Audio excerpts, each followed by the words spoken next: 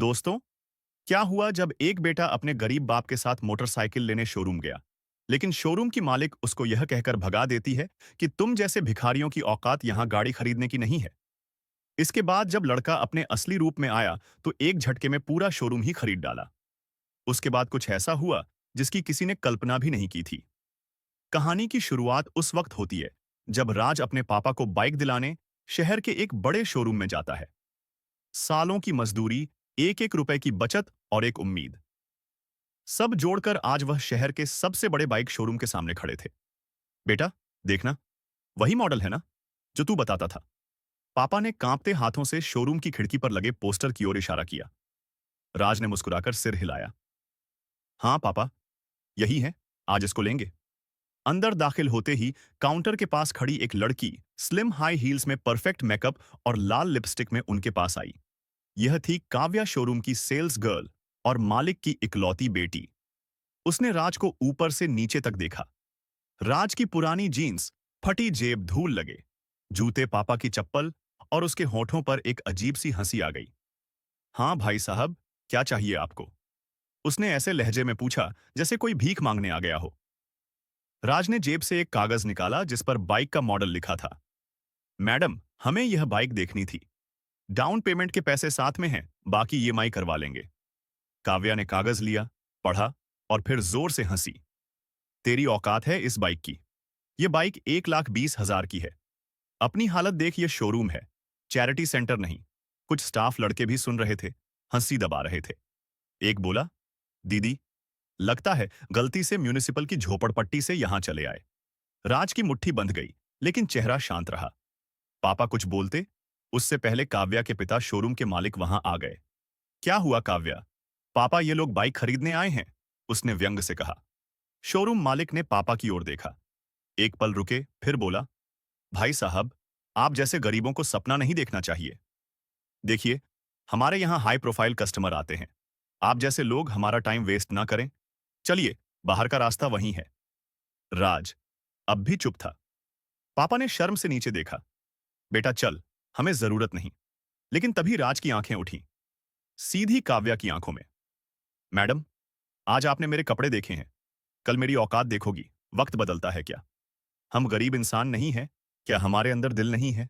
आपको अपने पैसों पर इतना घमंड नहीं करना चाहिए। ऊपर वाला सब देख रहा है, उसके घर देर है, अंधेर नहीं वह, जिसके चाहे एक झटके में अमीर बना दे और जिसको चाहे झटके में फकीर बना दे। शोरूम में सब शांत हो गए। राज ने पापा का हाथ पकड़ा और बाहर निकल गया। बिना पलटे बाहर धूप थी, सड़क तप रही थी, लेकिन राज का खून उससे भी ज्यादा उबल रहा था। उसने चलते हुए पापा से कहा, बाबा, बाइक नहीं मिली, लेकिन हिम्मत मिली। अब वह वक्त दूर नहीं जब हम बाइक नहीं, ब्रांड खरीदेंगे। राज को अब जिंदगी की सबसे कड़वी सीख मिल चुकी थी। लोग कपड़ों से नहीं, औकात से पहचानते हैं, लेकिन उसकी औकात तो अब बननी बाकी थी। शोरूम से निकलने के 3 दिन बाद राज शहर से वापस अपने गांव लौट गया। गांव का छोटा सा कमरा, टूटी चारपाई और एक पुराना स्मार्टफोन, बस इतने ही हथियार थे उसके पास। लेकिन भीतर आग थी, वो अपमान जो दिल पर लिखा गया था, अब हर पल चीख रहा था, कुछ कर, अब वक्त तेरा है। राज को इंटरनेट चलाने में दिलचस्पी थी। वह पहले भी छोटे मोटे ऐप्स और ब्लॉग बनाया करता था। एक दिन उसके दिमाग में एक ख्याल आया, जब मेरे जैसे लोग बाइक लेने जाते हैं तो उन्हें शक से देखा जाता है। क्यों ना कुछ ऐसा बनाया जाए जो गरीबों को भी इज्जत से बाइक खरीदवा सके। और फिर वहीं से जन्म हुआ राइडर का एक ऐसा ऐप जो सीधे उन लोगों को फाइनेंस से जोड़ेगा जिनके पास ना क्रेडिट स्कोर है, ना बैंक में भारी रकम। राज ने दिन रात इस ऐप पर काम किया, उस ऐप को खुद डिजाइन किया, कोड लिखा। ऐप लॉन्च होने के बाद फिर उसने सोशल मीडिया पर एक पोस्ट डाल दी, बिना किसी बड़े पेपर वर्क के, अब हर इंसान बाइक का मालिक बन सकता है। राइडर एक्स डाउनलोड कीजिए। पहले हफ्ते में 200 लोग डाउनलोड किए, फिर 1,000, और फिर एक वीडियो वायरल हो गया जिसमें राज ने एक छोटे किसान को बाइक दिलवाई। लोग इमोशनल हो गए। ऐप का नाम चारों तरफ गूंजने लगा। 2 महीने में राइडर एक्स ने 1 लाख यूजर पार कर लिए। छोटे बड़े यूबर इस ऐप के बारे में बात करने लगे।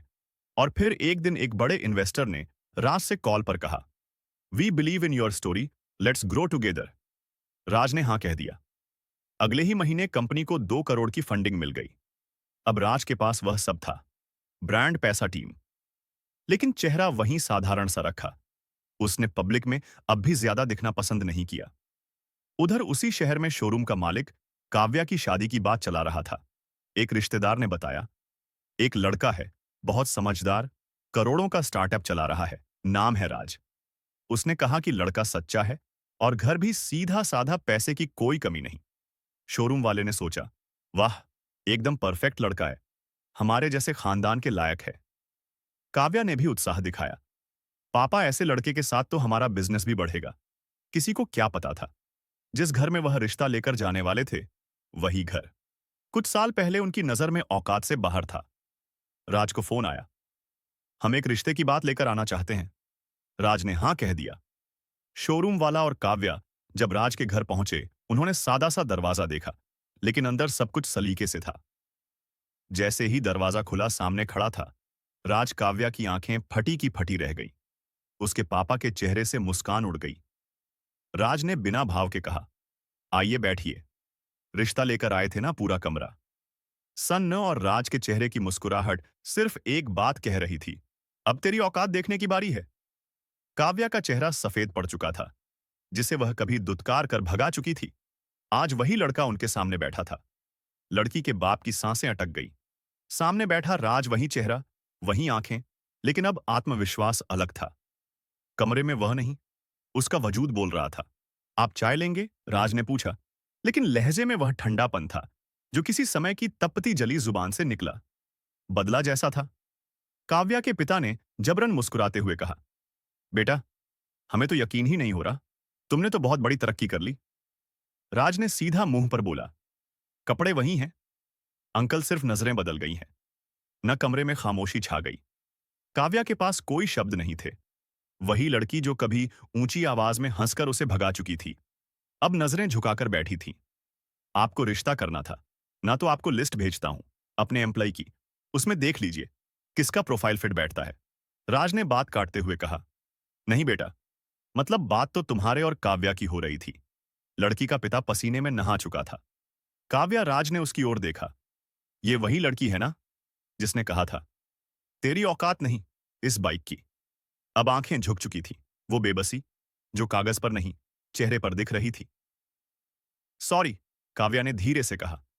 सॉरी। राज की आवाज भारी हो गई। जब पापा के साथ तुमने मेरी औकात तोली थी, तब तुम्हें यह शब्द याद नहीं आया। अब मेरी कंपनी करोड़ों की है, तो तुम्हें मेरा चेहरा इंसान दिखने लगा। अब कुछ नहीं बचा था, कहने को दोनों उठकर चले गए।